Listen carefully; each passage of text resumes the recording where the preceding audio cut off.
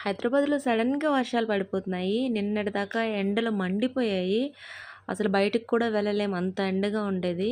అలాంటిది సడెన్‌గా వర్షాలనమాట. విపరీతంగా రోడ్లు మొత్తం నిండిపోయి వర్షానికి. ఈ వాతావరణం చల్లగా ఉంది కదా! వేడి వేడి అన్నము, వేడి వేడి రసం పెట్టుకుంటే బావుంటుంది కదా!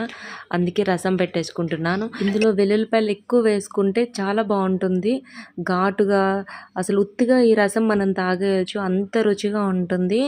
ఇలా చారుతో అన్నం తినటం వల్ల అన్నం బాగా డైజెస్ట్ అవుతుంది. పొద్దున్నకి కడుపు చాలా ఫ్రీగా ఉంటుంది.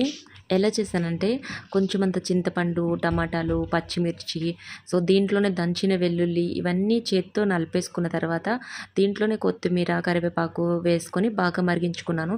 దీంట్లో ఉప్పు, పసుపు వేసుకున్నాను. ఇదొక 5 నిమిషాలు మరిగిన తర్వాత తాలింపు పెట్టేసుకున్నాను. అంతే. వీడియో నచ్చితే లైక్ చేయండి. ఛానల్‌ని సబ్స్క్రైబ్ చేసుకొని సపోర్ట్ ఇవ్వండి. వీడియో కింద ఒక మంచి వీడియో పెట్టాను. వెళ్లి చూసేయండి.